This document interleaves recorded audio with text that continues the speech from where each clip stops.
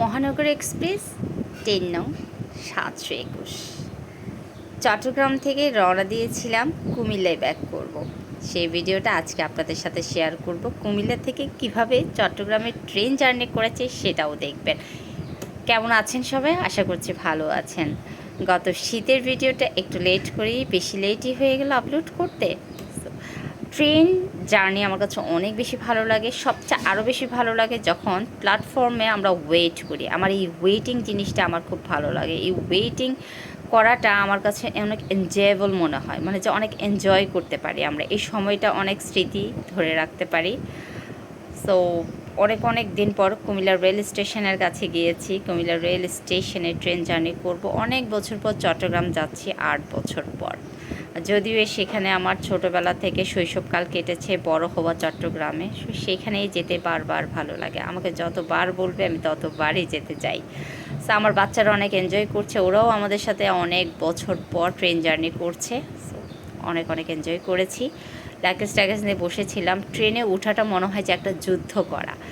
আমার কাছে মনে হয় যে আপনাদেরও এমন মনে হবে। সো কথা বলতে আপনারা দেখেন আমাদের ট্রেন কিন্তু চলে এসেছে। আমরা বিকালের ট্রেনে উঠেছিলাম, পৌঁছতে আমাদের 9টা বেজে গেছে। সো আমাদের ট্রেন চলে আসছে। আমি ততক্ষণে একটু ভিডিও করতে ব্যস্ত। সো আমার ট্রেনটা আমি একটু খুব কাছ থেকে দেখতে চেয়েছিলাম, সেটা ফিল করেছি। আমার ট্রেন জার্নি খুব বেশি ভালো লাগে। যতক্ষণ আমি ট্রেনে থাকতে পারি আমার কাছে মনে হয় অতটুকুই হচ্ছে যে মহামূল্যবান সময় কাটিয়েছি। ট্রেন জার্নি করে যদি বলে সারা বিশ্ব ঘুরো, তাতেও রাজি আছি। সো আমরা খুঁজে পেয়ে গেছি আমাদের কোনতে যাব আমরা। সো আমাদের চেয়ার কোচ ছিল 2nd ক্লাস এসি। ভালো লেগেছে অনেক। একটু এসি ঠান্ডা ছিল যখন, তো এসির বাতাসটা একটু বেশি ছিল, পরে আমাদের এসিটা অফ করে দিয়েছিল।